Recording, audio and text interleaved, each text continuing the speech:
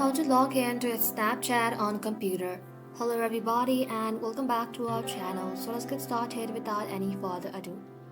For that, first of all, you want to go ahead and simply open any browser in your PC.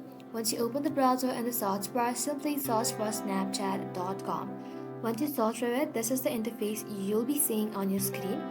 In your left hand side, you will be able to find login to Snapchat using your email address or username, or if you would like to use phone number instead, tap onto it. But for now, I'm gonna go ahead and simply type in my username.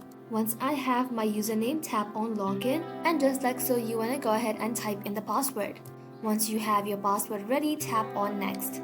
And just like so, a verification code will be sent to you on your phone number. You want to go ahead and type it in. Once done, tap on next. And just like so, you have successfully logged in to your Snapchat on computer.